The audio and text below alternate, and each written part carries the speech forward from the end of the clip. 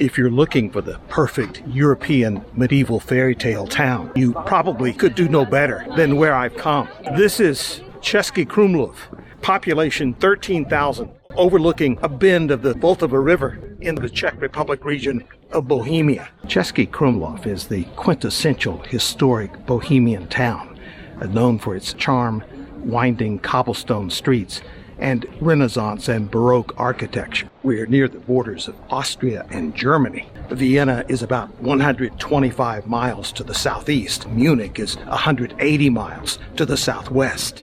Of course, no fairy tale town is complete without a castle, and Cesky Krumlov has the dreamy hilltop 13th century castle that overlooks the town across the river.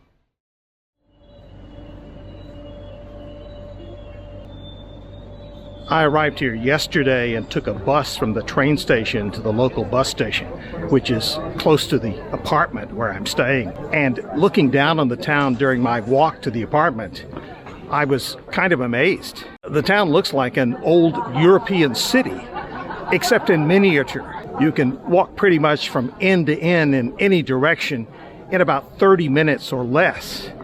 It's very serene and very laid back. Many of the storefronts date to the 18th and 19th centuries, but it blends together with the more iconic earlier structures to give it an old world feel. And of course, the entire place, both castle and town, is a World Heritage Site. This is first and foremost a tourist town, so what you see are tons of restaurants, cafes, small inns, and the inevitable souvenir shops, aside from day trippers on tours, which causes a kind of accordion-like expansion of pedestrian traffic that ebbs and flows through the day. The atmosphere is calm and relaxing. If you're touring Central Europe and need a place for a time out, this is an excellent choice.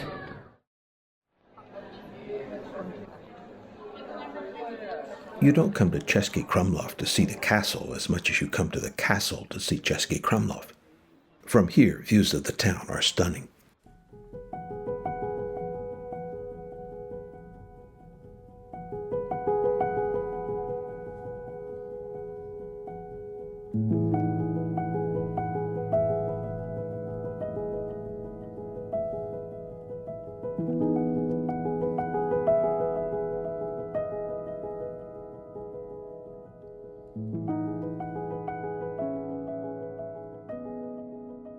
In 13th century Europe, castles like this were fit for kings, but you didn't have to be a king to own one. You just needed plenty of money, which was the case with the House of Rosenborg, which established this castle. The Rosenborgs were the longest-lived and most prominent of the noble families who occupied the castle, but they weren't the only ones. After their lineage died out, it was inhabited by other families whose rights to the place were granted by royalty. This castle is one of the largest in Central Europe, with 40 buildings and palaces on 17 acres, built around 5 courtyards and with an enormous formal garden.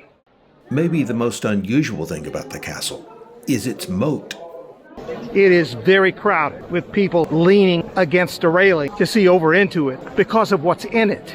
Not alligators, but bears. You might think of bears in a moat at one of Europe's great castles as being a bit gimmicky, but it's been a tradition here for more than 400 years.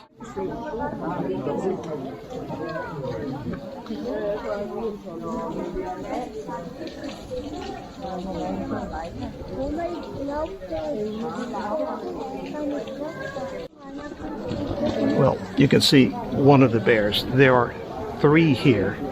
So far, I see only one.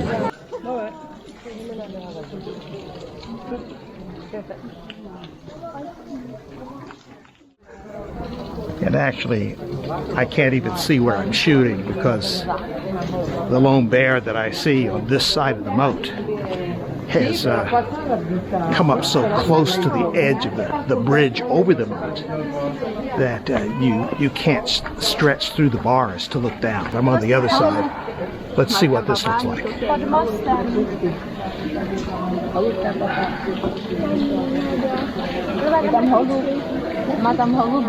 Oh, there's a beer. Well, they do say do not feed the bears, but I don't see anyone attempting to do that. I do see some carrots and maybe some other bear food down near the water features on each side of this moat. But from the looks of the one bear that I saw, they're not suffering for lack of food. It should be noted that the bears' days are numbered here. The country's National Heritage Institute has announced plans to move these bears, as well as bears from 3 other castles in the Czech Republic, by the year 2030. This after complaints from animal rights groups. Over the centuries, this region was long occupied by Germans, which accounts for the Middle High German name of Krumlov, which literally means crooked meadow because of the bend in the river here. At some point, the name Cesky was added to differentiate it from another town with Krumlov in its name, Cesky being the Czech word for Bohemian. Although thankfully the town was spared destruction during the world wars of the 20th century, it fell on hard times due to neglect during the post-World War II Soviet era. In the last quarter century, it has thrived as a tourist destination. This is a village reflective of the Middle Ages, where noble families of great wealth and power built opulent palaces and exercised more or less unchecked authority. In Cesky Krumlov's case, that was the Rosenberg family and members of their clan who played an important role in Czech medieval history from the 13th century to the year 1611. The family first began to construct a castle here in the year 1253. To support the Rosenberg enterprises took a lot of people, and as with many such places in medieval times, the town became a natural extension of the castle. In the center of it, both physically and symbolically, was this church, Saint Vitus Church, whose first iteration was built in 1309 as more or less the official church of the lords of the castle. For 3 centuries, there was never any doubt about the almost godlike importance of the noble family to this house of worship. After the death of the penultimate ruler of the House of Rosenberg, Wilhelm von Rosenberg, in 1592, a tomb was built in the middle of the church presbytery, right in front of the altar, even though the local Jesuits viewed it as an eyesore that interfered with Mass. The above-ground portion of the tomb wasn't removed until the late 1700s, long after the House of Rosenberg died out. Like so many great medieval churches, this one was built on such a postage stamp size plaza that it's virtually impossible to see much of it from the outside, up close. I have a much better view from the balcony of my guest house. My apartment at Orny is delightful, a cozy oasis of Bohemian tranquility.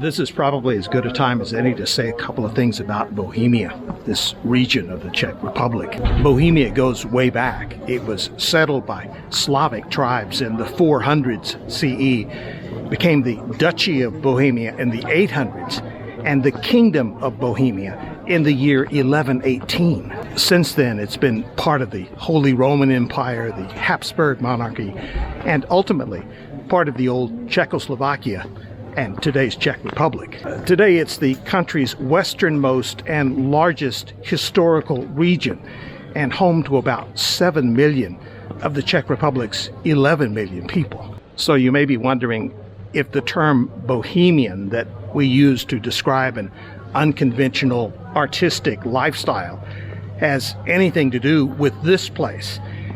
And the answer is yes, in an odd sort of way. The term comes from the French word Bohème, which the French mistakenly began using in the 1800s to describe the Roma people, also known somewhat pejoratively as gypsies. At the time, they mistakenly thought that the Roma were from here.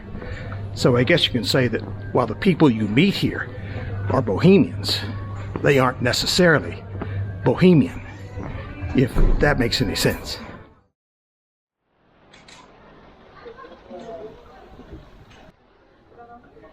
No matter which way you walk in Cesky Krumlov, flowing water isn't far away. The town long ago channeled a bypass to the river to support its mills. Today it's lined with restaurants. The river itself is a magnet for kayaking and canoeing.